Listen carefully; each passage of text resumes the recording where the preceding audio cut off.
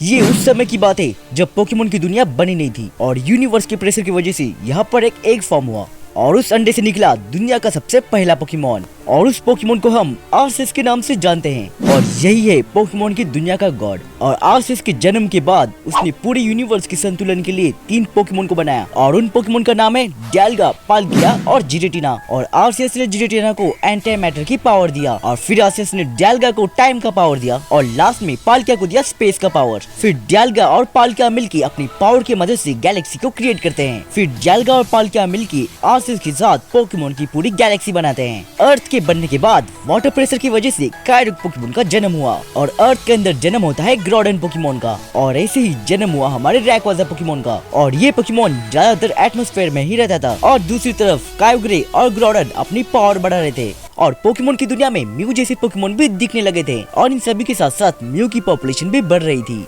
और सारे पोकेमोन खुशी से रह रहे थे। और दूसरी तरफ ग्रोडन और कायरुक अपनी पावर बढ़ाते गए और आखिरकार इन दोनों के बीच एक खतरनाक सा बैटल हुआ। और हाँ, ये पोकेमोन की वर्ल्ड की सबसे पहली और खतरनाक लड़ाई थी और इन दोनों का बैटल रोकने के लिए आसमानों से रैक्वाजा आया और रैक्वाजा ने अपनी पावर की मदद से ग्रोडन और कायरुक को शांत किया और इन सब की वजह से पोकेमोन की दुनिया शांत हुई। क्योंकि ये दोनों पोकेमोन लड़ते रहे तो पूरी दुनिया तबाह हो जाएगी और इसी तरह रैक्वाजा ने पूरी दुनिया को बचा लिया। और रैक्वाजा पोकेमोन का ये काम देखकर पोकेमोन का गॉड आर्सियस उससे खुश हो जाता है और आर्सियस ने अपने पावर की मदद से रैक्वाजा को एक नया फॉर्म दिया और वो है मेगा इवोल्यूशन। और हाँ, रैक्वाजा पोकेमोन की वर्ल्ड का सबसे पहला मेगा इवोल्यूशन पोकेमोन है और रैक्वाजा इस मेगा इवोल्यूशन को पोकेमोन की वर्ल्ड को बचाते टाइम यूज कर सकता है और आर्सियस उसे एटमॉस्फेयर के अंदर ही रहने के लिए कहता है। फिर कई सालों बाद रेगिगास ग्रोडन की बनाई हुई लैंड को तबाह करता है और ग्रोडन के पावर की मदद से जितने भी जगह थे वो अलग अलग होते हैं और इन सब की वजह से अलग अलग रीजन क्रिएट होते हैं जिसे हम कैंटो, होएन और जोटो के रीजन के नाम से जानते हैं। और इसी तरह हर जगह पे शांति फैला हुआ है और रेगिगास की वजह से सारे म्यू जगह जगह स्प्रेड हो रहे हैं और म्यू जिस जगह जाते थे उस जगह के इन्वायरमेंट की वजह से वो चेंज हो जाते थे और आसमानों में रहने की वजह से म्यू के इवोल्यूशन एरोडैक्टिल बन गए और पानी में रहने की वजह से म्यू के इवोल्यूशन ओमेस्टार बन गए और इसलिए पोकेमोन के वर्ल्ड में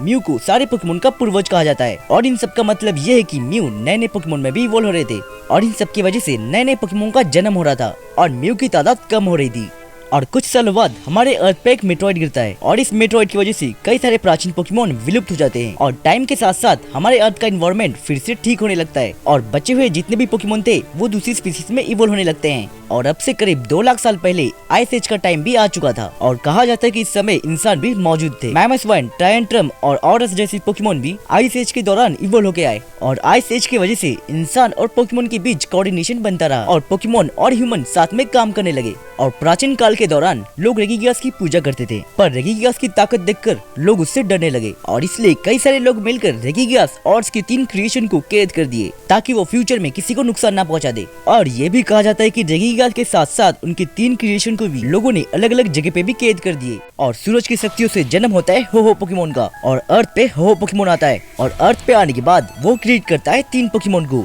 ज़ैप्डोस, आर्टिकुनो और मोल्ट्रेस। और ये तीनों लेजेंडरी बर्ड हो के सफर को दिखाते हैं जैसे कि मोल्ट्रेस दिखाता है सूरज की गर्मी को, आर्टिकुनो दिखाता है स्पेस की ठंडी को और आखिर में ज़ैप्डोस दिखाती है धरती की बिजली को। और तीनों लेजेंडरी बर्ड को बनाने के बाद हो अपने सफर में निकल पड़ता है। हो पोकेमोन के जाने के बाद आखिरकार ये तीनों लेजेंडरी बर्ड आपस में लड़ने लगते हैं और तीनों लेजेंडरी बर्ड के पास कुछ ज्यादा ही पावर थी इसलिए इन्हें नॉर्मल पोकेमोन रोक नहीं पा रहे थे और ये खतरनाक फाइट हो रही थी जोटो रीजन में। और इन सब से बचने के लिए जोटो के लोग आर्सियस से प्रार्थना कर रहे थे और उन लोगों की प्रार्थना में इतना शक्ति था और इसलिए उन्हें बचाने के लिए पानी से निकला लुगिया पोकेमोन और आखिर में लुगिया पोकेमोन ने तीनों ट्रायल लेजेंडरी बर्ड को शांत किया। और इसी कारण के चलते जोटो रीजन में लुगिया पोकेमोन की पूजा की जाती है और इसी कारण के चलते जोटो रीजन के लोगों ने लुगिया के लिए बेल टावर बनाया। लेकिन कुछ कारण के चलते लुगिया उस बेल टावर को छोड़ के चले आता है और लुगिया के जाने के बाद बेल टावर में अचानक आग लग जाती है और इस आग के अंदर 3 ईवी के इवोल्यूशन की जान चली जाती है और इस पोकेमोन में था फ्लेरियन, जोल्टियन और वैपेरियन और ये सब घटना हो देख रहा था और तभी